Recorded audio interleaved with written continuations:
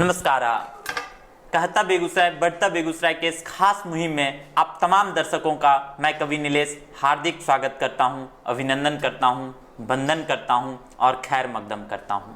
आज हमारे बीच जो एक महान शख्सियत मुखातिब होंगे जो बहुत कम उम्र में अपनी अलग पहचान बनाए हुए हैं। ACSM के डायरेक्टर भी हैं और अल हसनैन फाउंडेशन के निदेशक भी रहे हैं और वर्तमान समय में फ्री रहबर कोचिंग सेंटर के निदेशक भी हैं और बेहतरीन शख्सियत हैं। इनकी कहानी इनकी जुबानी जानते हैं। नमस्कार सर। जी नमस्कार सर, आप ACSM कंप्यूटर इंस्टीट्यूशन चलाते हैं, तो इसकी शुरुआत कैसे हुई? सर, हम पंचवीर में रहते हैं और वहाँ पर जो सिचुएशन है जैसे कि स्टूडेंट की, सभी स्टूडेंट पंचवीर से बेगूसराय पढ़ने के लिए आते हैं जी। सभी के पेरेंट्स के दिमाग में होता है कि मेरा बच्चा कहाँ पे होगा, कैसे होगा, और स्टूडेंट को एक बहाना मिल जाता है कि घर से निकले घंटा के लिए क्लास करने के लिए और बेगूसराय में सारा दिन बर्बाद कर देते हैं।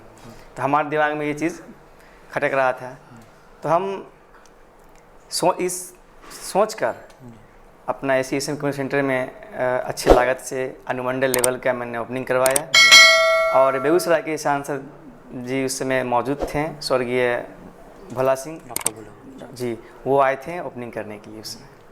सर, इसके लिए आपको ढेरों शुभकामनाएं। सर, आपने पंचवीर बलिया में इसका शुभारंभ किया, तो इसके पीछे का कारण क्या था?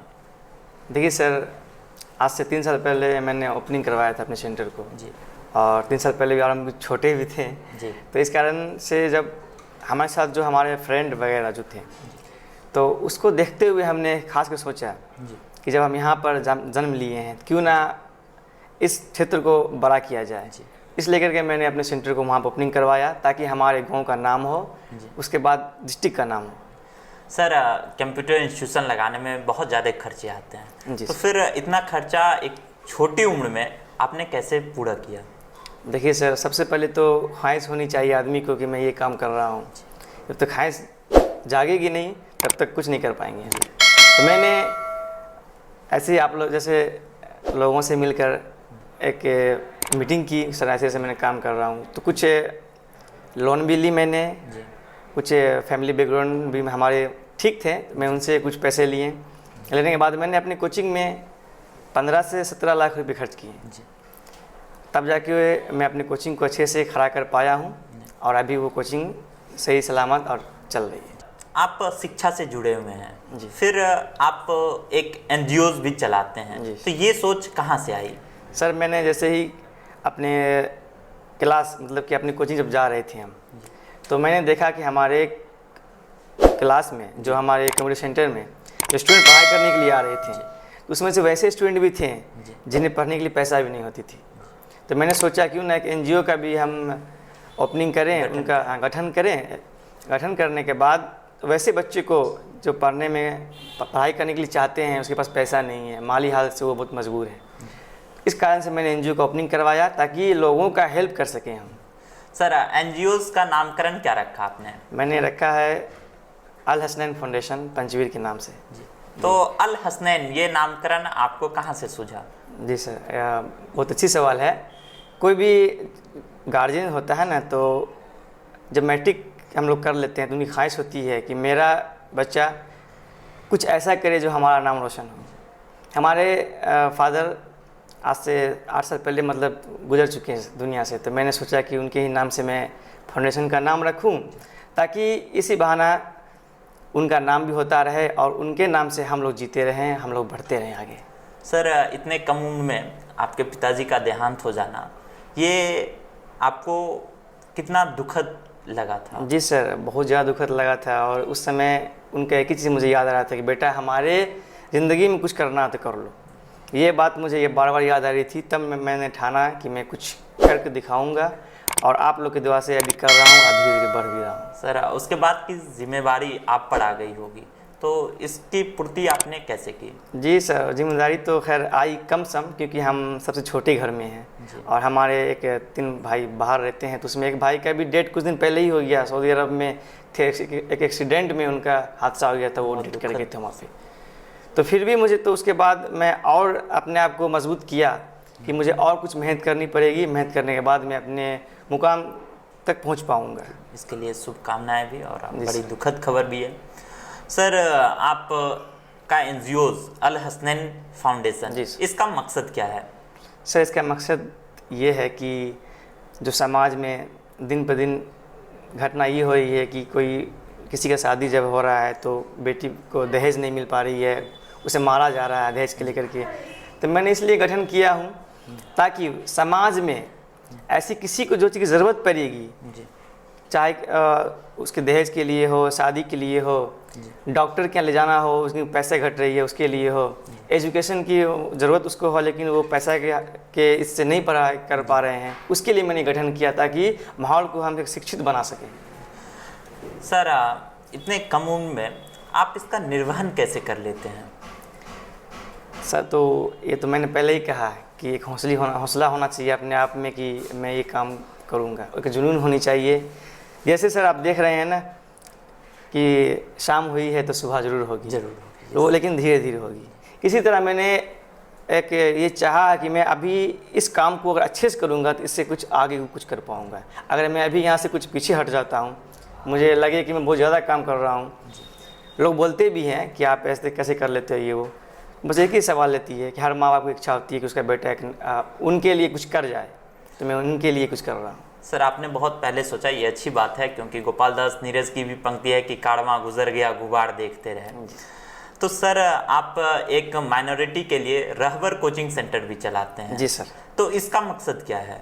सर, जो हमारा पंचवीर है गांव जो है वो मतलब कि बहुत मूर्खता वहाँ है, वहाँ पे एजुकेशन की बहुत कमी है, शिक्षा ज़्यादा है। जी। वहाँ पे मैंने सोचा कि एक साल मैंने लगातार बिहार अंजुमन जो बहुत बड़ी ORG है जी, उनसे मैंने बात की, उनके द्वारा मैं अपने फाउंडेशन के द्वारा जोड़ा। उन्होंने हमारे इस प्रोजेक्ट को आगे बढ़ाकर उन्होंने कहा कि आप रहबर कोचिंग सेंटर डिस्ट्रिक्ट में एक है सिर्फ हमारे पास जी, उसमें 100 बच्चे पढ़ते हैं जी, 8, 9, 10 के बच्चे पढ़ते हैं। हर महीने उसमें बच्चे के मनोबल के लिए अवार्ड सेरेमनी करवाते हैं। हमें कुछ न कुछ लोगों को बुलाते रहते हैं, पदाधिकारी हो, अनुमंडल पदाधिकारी हो, चाहे प्रखंड पदाधिकारी हो। हर महीने इस प्रोग्राम को हम करते हैं ताकि बच्चे के मन में एक जिज्ञासा जागे कि मैं पढ़ाई करने के बाद पढ़ाई तो करने से फ़ायदा तो है ही है, साथ में जो हम पढ़ाई कर रहे हैं, जो अच्छे नंबर ला रहे हैं, वो लाने के बाद भी मुझे कुछ हासिल वहाँ से हो सकता है। सर, आप फ्री शिक्षा देते हैं जी सर, और बहुत सारा बच्चा चाहता है कि फ्री में कंप्यूटर का शिक्षा मिल जाए मुझे। जी सर। तो इसका चयन आप कैसे करते होंगे? देखिए सर, कोई चीज़ अगर बिल्कुल फ्री कर देते हैं तो फ्री ऐसा होता है जी। तो मैंने क्या किया कि अपने कंप्यूटर सेंटर में एक प्रतियोगिता एग्ज़ाम निकाल दिया जी। जो बच्चा जितना नंबर लाएगा उतना छूट मिल जाएगा जी। तो मैंने पिछले साल बहुत अच्छी मेहनत की, 700 लगभग स्टूडेंट उसमें भाग लिए हैं। एक कॉलेज को मुझे बुक करना पड़ा था, उनसे प्रिंसिपल से बात करनी पड़ी थी, तो बात करके बहुत सारे बच्चे वहाँ पे एग्ज़ाम दिए। एग्ज़ाम देने के बाद सभी का रिजल्ट आया, रिजल्ट भी नेट पे आया, सही बच्चे रिजल्ट अपने देखें और हमारे एडमिशन कराने के लिए आए।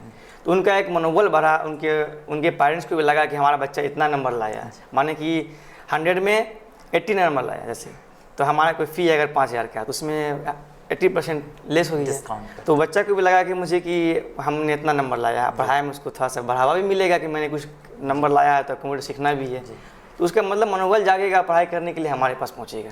सर, कमज़ोर बच्चों के लिए, ये तो बहुत इंटेलिजेंट बच्चों के लिए है, कमज़ोर बच्चों के लिए आपने क्या किया? देखिए सर, इसमें जो क्वेश्चन पूछते हैं हम जी 1 से 8 तक का ही पूछते हैं, वो भी हिंदी मीडियम से पूछते हैं, बिहार बोर्ड के लेवल से पूछते हैं। और उसमें 30 number science, 30 number math, 30 number English, 30 number इस तरह करके 100 नंबर का पूरा करते हैं। और वो एकदम जो हमारी ज़िंदगी में जो चल रही है रोज़ाना, जो बेसिक क्वेश्चन उसे मतलब उसमें यूज़ करते हैं ताकि हर बच्चे, अगर सर वो क्वेश्चन भी अगर वो बच्चा ना बना पाए तो समझ जाइए सर कंप्यूटर कैसे सीख पाएगा जी। तो उससे यही पता चल जाता है कि बच्चा कुछ करने के लायक है, क्या करने के लायक नहीं है जी। सर, आप NGOs चलाते हैं जी सर, तो इसका पूरा खर्चा बहुत ज़्यादा होता होगा, तो इसका पूरा निर्वहन कैसे करते हैं आप? देखिए सर, सबसे पहले कि मैं छोटा हूँ जी, और लेकिन मेरा दिल है वो बहुत बड़ा है जी। आप लोगों के जैसे ही बड़े बड़े आदमी से मैं कांटेक्ट हूँ, वो लोग भी मुझे बहुत मानते हैं। हमारे विधायक जी भी हैं, बहुत लोग हैं हमारे जो बगल बगल में, जैसे कि डॉक्टर तनवीर हसन जी, और हमारे बेगूसराय के सामाजिक कार्यकर्ता भी अच्छे हैं, हमारे लखमीनिया के जहांगीर भाई। इस तरह लोगों से मैं कांटेक्ट किया, उन्होंने देखा कि इनके अंदर है जिज्ञासा लड़का कुछ करने वाला है। मैंने उनसे बात किया कि अभी लॉकडाउन का समय है, कुछ करना चाह रहे हैं, तो वो भी बोले ठीक है ना, आप करो, मैं देखता हूँ। कुछ न कुछ वहाँ से भेजें। मैं पैसा भेजने के बाद मैंने अपनी टीम के साथ एक बैठक की। हमारी टीम भी एक से लेकर के अब आप लोग की दुआ से 500 टीम हमारी हो गई।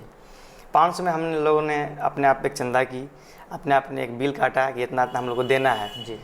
ज़िंदगी में वैसे कुछ ना कुछ तो करता ही रहना चाहिए ना, अपने ज़िंदगी के लिए चल रहे हैं तो कुछ तो करना ही है ना, क्योंकि हम तो अच्छे से जी रहे हैं, अब कोई लोग तो जी भी नहीं रहा है। शहर में योगदान देना चाहिए जी सर। तो हम लोग मिला करके कम से कम उसमें 3 से 4 लाख रुपए जमा कर लिए 500 टीमों में, और लगातार अपने गांव को चयन किया कि कहाँ पे वैसे आदमी की स्थिति गंभीर बनी हुई है जहाँ पर उसके अनाज की ज़रूरत पड़ रही है। तो मैंने सभी जगह जाके पढ़वाया, दिया, परमिशन ली एसडीओ साहब से, तो उन्होंने परमिशन तुरंत वहाँ कर दिए, क्योंकि ये काम अच्छी काम थी। तो मैं सारे प्रखंड में जहाँ जहाँ देखा ज़रूरत पड़ रही है वहाँ जा कर के मैंने बांटा। सर वर्तमान समय में कोरोना काल है जी सर, तो एनजीओज का कहीं ना कहीं काम है कि इस विपत्ति में भी अपना सहयोग करे, तो आपका एनजीओज अल हसनैन फाउंडेशन ने इस कोरोना काल में कौन कौन सा कार्य किया है? देखिए सर, फर्स्ट में कुछ काम करने के लिए कुछ खुद भी खर्च करनी पड़ती है जी। मैंने सोचा कि सबसे पहले की ज़रूरत अभी मास्क की है जी। मैंने 10,000 मास्क बनवाए। 5 टीम में से ही 5 स्टूडेंट को, मतलब 5 मेंबर को मैंने लिया जी। 5 मेंबर जो थे वो सिलाई जानते थे जी। मैंने कपड़ा मंगाया, उसे सिलाई करने के लिए दिया, वो भी मुझे बहुत हेल्प किए। तब जाके मैंने 10,000 मास्क को बनवा करके, जितने भी CSP सेंटर है SBI का अगल बगल जो भी है जहाँ पे भीड़ लगती थी जी, मैंने सभी जगह जा कर के मास्क दिया, सबको सैनिटाइज करवाया। हर CSP सेंटर में सैनिटाइजर का छिड़काव करवाया। वो करवाने के बाद जो हमारा वीडियो या फिर हमारा फेसबुक पर जो पोस्ट हुआ, उस पोस्ट से NMCH पटना जी, PMCH पटना, उनकी एक डॉक्टर की टीम, उन्होंने देखा तो बहुत ही उन्होंने खुश हो गए कि इतनी कम उम्र में जो इतना कर रहा है तो कुछ तो बात है। हाँ, एक जज्बात देकर कहीं ना कहीं लोगों को सलाम करने का मन करता है जी, कुछ तो बात है। तो उन्होंने भी कहा कि वो फ़ोन किया कि मैं डॉक्टर ये बोल रहा हूँ, यहाँ से आप जो काम कर रहे हो बहुत ही खुशी की बात है कि आपने ऐसा काम कर रहा हो। ठीक है कि आप जितना खर्च आपका होता है वहाँ पे है, अभी लॉकडाउन की स्थिति बनी हुई है, तो क्या खर्च बनती है आप बताओ। मैंने बताया सर ऐसी बात है यहाँ पे, बट ठीक है मैं भेजता हूँ। अकाउंट नंबर हम भेजें, वहाँ से कुछ अमाउंट आ गई जी। अमाउंट भी अच्छी खासी आई। फर्स्ट बार में 1 लाख रुपये वहाँ से मुझे मिले, NMCH से और PMCH से, और उनकी डॉक्टर की टीम थी। वो करने के बाद उनकी टीम के द्वारा और हम जितनी भी टीम है सभी से बाद मीटिंग कर करके मैंने NH 31 शाहपुर कमाल जो बेगूसराय के रूट में आती है, वहाँ से वैसे लोग जो गुजर रहे थे, जो कि 4, 5, 10 दिनों से बस से सफ़र कर रहे थे, कोई पैदल जा रहे थे, जो कोई भूखा है, कोई किसी को पानी नसीब नहीं है, मैंने एक ऑटो किया, ऑटो पे बहुत सारा पानी रखा, बहुत सारा खाना बनवाया, चावल दाल हो जो भी हो, तरह तरह के खाने मैंने 1 से लेकर के 11 दिन तक लगातार 500 आदमी को पर डे मैंने वहाँ पर खिलाया। उस काम को देखकर जो हमारी टीम है NMCH और खुश हो गई कि मैंने इतना कम पैसा दिया, 11 दिन वो भी इतने आदमी कैसे खिला दिया, क्योंकि दिल साफ़ है तो ऑटोमेटिक है कि अच्छे काम करेंगे तो बरकत तो होगी होगी। मैंने वो काम देखने के बाद और भी हमारे कज़न में भी डॉक्टर हैं, कानपुर में है, आँख के हैं, उन लोगों भी देखा, सहायता दिया कि आप लोग बहुत अच्छे काम कर रहे हो, वो भी भेजें। NMCH की और टीम ने भेजी, तब जाके मैंने ये काम मतलब लगातार करते आ रहा हूँ, अब तक कर रहा हूँ। सर, आपके इस अल हसनैन फाउंडेशन को किन किन लोगों ने अभी तक प्रोत्साहित किया है? जी सर, लॉकडाउन में मैंने जैसे जो काम किया, तो काम को देखने के साथ साथ हिंदुस्तान की मशहूर शायर डॉक्टर निखत अमरोही जी हैं जी, उन्होंने ट्वीट किया और अपने फेसबुक पे पोस्ट किया कि जो हमारे भाई जो काम कर रहे हैं काबिल तारीफ़ है, या हमारे डिस्ट्रिक्ट का नाम, बेगूसराय का नाम रोशन कर रहे हैं। उनके बाद डॉक्टर तनवीर हसन भी ट्वीट किया, उन्होंने जामिया मिलिया से भी tweet I, Aligarh Muslim university से ट्वीट आई।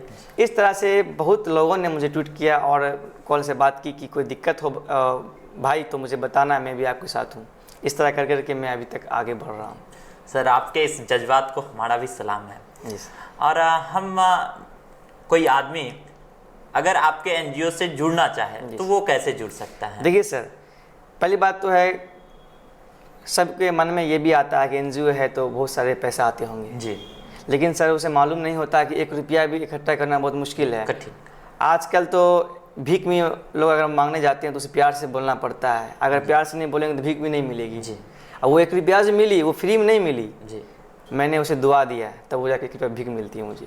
इस टाइप से मैंने वो मतलब जो आदमी जुड़ना चाहते हैं उसके मन में अगर ये चीज़ ना हो तो हमारे एनजीओ में वो आते हैं, जुड़ते हैं। तो एनजीओ में जुड़ने से पहले उनके मन में 3 चीज़ आता है कि मैं अगर जुड़ूंगा तो हमसे पैसा लेंगे जी।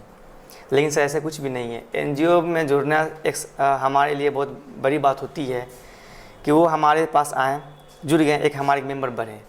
अब ऐसा नहीं कि पेमेंट हमारे पास पैसा कुछ देंगे तब वो हमारे मेंबर हो गए, एक हमारे साथ मिलकर जुड़कर काम कर देना हमारा भी एक बहुत बड़ी काम होती है सर। और दूसरी बात है ये है कि अगर काम भी नहीं करना चाहते हैं, जो हम काम कर रहे हैं उसके लिए दुआ दें, वो भी एक बहुत बड़ा ही होता है सर।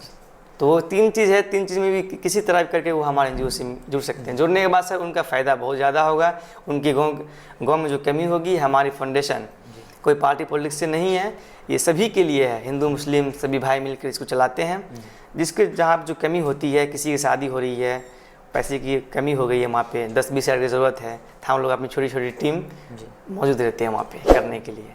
सर आने वाले वक्त के लिए भी इसकी शुभकामनाएं आपको। जी सर। सर आने वाले वक्त में इस एनजीओ की रूपरेखा क्या होगी?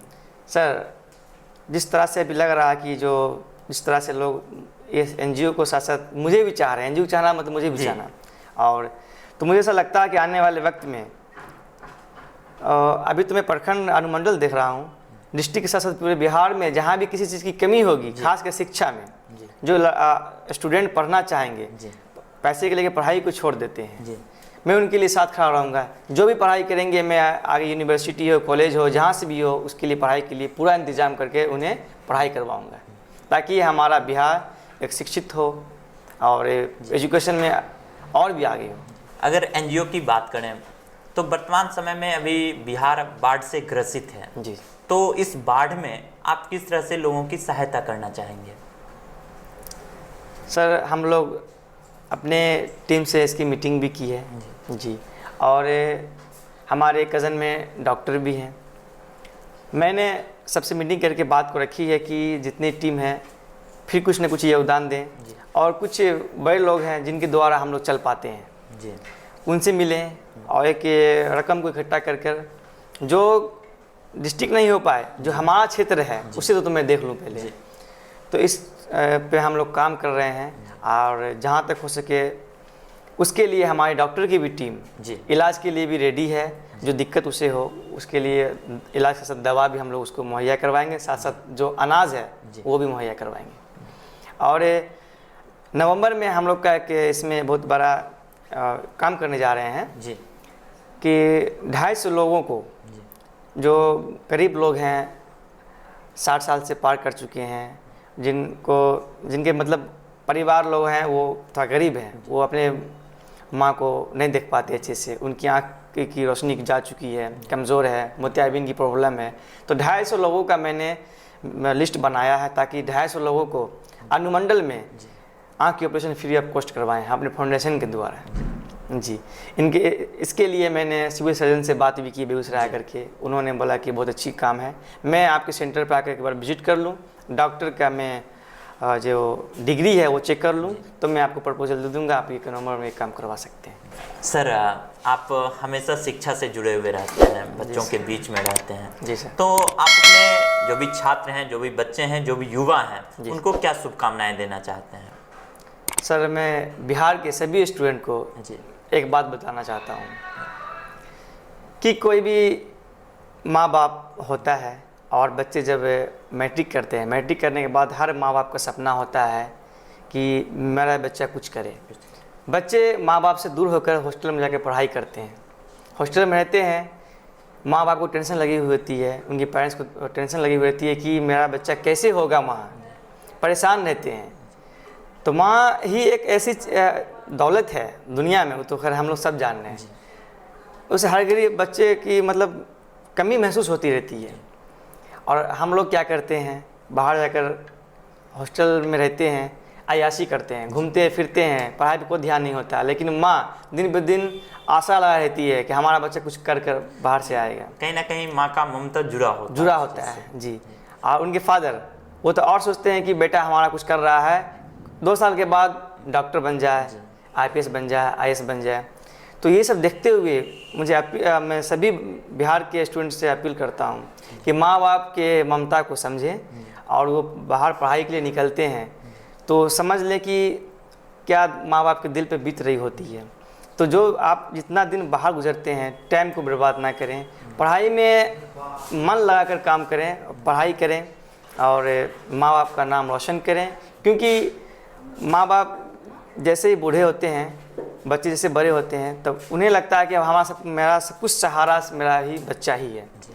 जब बच्चा ये बात समझ लेंगे कि माँ बाप को मुझे देखनी है, तो ऑटोमेटिक है कि वो पढ़ाई पर ध्यान देंगे। और जो पेरेंट्स के मन में जो है जिज्ञासा है क्या ये बच्चा हमारा करने वाला है, वो पूरा हो जाएगा सर उनका। लेकिन ये उन्हें अपने आप को एक जुनून पैदा करना होगा, अपने आप में एक आत्मविश्वास पैदा करना होगा कि मैं ये काम करने आया हूँ तो ये काम करूँ, ना कि मैं बर्बादी के रास्ता पर जाऊँ। आप देख रहे हैं सर कि अब फेसबुक व्हाट्सएप पे भी लोग जुड़े रहते हैं, तो वो भी एक टाइम से लिमिट होनी चाहिए। उसमें दुनिया का सारा चीज़ रखा हुआ है, हम उसे यूज़ करते हैं लेकिन यूज़ के हिसाब से नहीं करते हैं। जो काम की चीज़ें हैं उसे नहीं देखते हैं, बस बैठ गए हैं फिल्म देख रहे हैं, ये वो ऐसे वैसे। लेकिन वो अगर चाहे खुद भी मोटिवेट खुद से करना चाहे तो दुनिया का सारा चीज़ पड़ा हुआ है, कुछ मोटिवेट देख ले, कुछ हिम्मत बढ़ा ले कि दुनिया में कैसे कैसे लोग आए, कैसे पढ़ के चले गए। हम तो उससे बहुत अच्छे हैं, हम हॉस्टल में पढ़ाई कर रहे हैं, तो हम तो खैर सबसे अच्छे हैं, तो क्यों ना हम उनसे अच्छा कुछ और कर लें। तो ये उनको उठानी पड़ेगी, तब जाकर सक्सेस हो पाएंगे। हाँ, कहीं ना कहीं पापा का प्यार और माँ की ममता किसी न किसी बच्चे से जुड़ी रहती है। बिल्कुल। और किसी भी गार्जियन का ख्वाब होता है कि उनका पीढ़ी या उनका बच्चा एक बड़े मुकाम को हासिल करे। जी सर। लेकिन जिस तरह से आज गिरती शिक्षा में इसका एक ढलान सा है, ये कहीं ना कहीं गलत है। सर, आप केवी स्टूडियो में आए, इसके लिए क्या कहना चाहेंगे? मैं केवी स्टूडियो के सभी टीम का आभार प्रकट करना चाहता हूं कि मुझे इस लायक आप लोग समझें, मुझे आप यहाँ बुलाएं और हमारे दिल के अंदर क्या है आपने जाना, और सभी लोग आपके माध्यम से जाने। इससे बड़ी कोई बात हो ही नहीं सकती है। मैं तो चाहता हूँ सर कि जो लोग कुछ दिल में छुपाए रखे हुए हैं, तो उनके लिए केवी स्टूडियो खुला हुआ सर है, वो आए बताएं अपने बारे में, मैं ये चीज़ करना चाहता हूँ। मैं बहुत खुश हूँ कि आप लोगों ने मुझे बुलाया, इस काबिल समझा, हमारी फाउंडेशन का बढ़ावा दिया, तो मैं आप लोग का बहुत शुक्रगुजार हूँ और दिल से धन्यवाद देता हूँ केवी स्टूडियो की सभी टीम को। मैं डॉक्टर रोशन कुमार का भी आभार प्रकट करता हूँ कि उसने इस बेगूसराय में केवी स्टूडियो का एक संचालन शुरू करवाए हैं। जी सर। और सभी के दिल में क्या है उन्होंने जानने की कोशिश की है, क्योंकि एक डॉक्टर होने के बावजूद भी लोग समझ रहे हैं कि एक डॉक्टर को एक समय नहीं मिलती है, लेकिन उन्होंने डॉक्टर मतलब पेशेंट को देखते के साथ, इतनी बिजी रहने के साथ उनके दिल में ये ख्याल आई है कि केवी स्टूडियो का मैं ओपनिंग करवाऊँ। तो ये बहुत बड़ी गर्व की बात है सर कि वो इतना बिजी रहने के साथ में भी केवी स्टूडियो का संचालन स्टार्टिंग करवाएं हैं। लोगों के हाल समाचार, दिल की बात को निकालने के लिए को बढ़ना चाह रहे हैं, उसकी बहुत बड़ी प्लेटफॉर्म यहाँ पे बन चुकी है सर। ये मैं चाहता हूँ कि दिन पर दिन ये बढ़े। हमारी सभी टीम की दुआ है आप लोगों के साथ, सभी टीम को शुभकामनाएँ हैं। सर, हम भी बहुत बहुत गौरवान्वित महसूस करते हैं कि आप हमारे बीच आए। इसके लिए हम आपका आभार प्रकट करते हैं और हम आपको भी शुभकामनाएं देती हैं कि आपका अल हसनैन फाउंडेशन और ACSM कंप्यूटर सेंटर भी आप एक ऊंचाई की तरफ जाएं और बेगूसराय का नाम रोशन करें। बिल्कुल सर, बहुत बहुत धन्यवाद सर आपका। मैं सैयद राशिद इकबाल, अल हसनैन फाउंडेशन के चेयरमैन और अपने ACSM कंप्यूटर सेंटर के डायरेक्टर, आपका छोटा भाई, आप सभी से अपील करता हूं कि इस केवी स्टूडियो के चैनल को, जो स्टार्स ऑफ बेगूसराय हैं, उसे सब्सक्राइब करें, लाइक करें और इस चैनल में कुछ भी आपको अच्छा लगे तो शेयर ज़रूर करें, क्योंकि आपकी एक छोटी सी शेयर, आपकी एक छोटी सी लाइक लोगों का बढ़ावा दे सकती है और मजबूत कर सकती है। बेगूसराय के जाने माने डॉक्टर रोशन कुमार सर का के पेज है, ठीक है, आप कैमरा देखिए। कहता बेगूसराय बढ़ता बेगूसराय। इस ग्रुप में आप लोग जुड़ें ताकि आपके समाज में जो भी समस्या हो इस ग्रुप में आप शेयर कर सकते हैं। और शेयर आपसे अगर नहीं हो पाती है तो आपके भी स्टूडियो के माध्यम से अपने आवाज़ को सभी तक पहुंचा सकते हैं।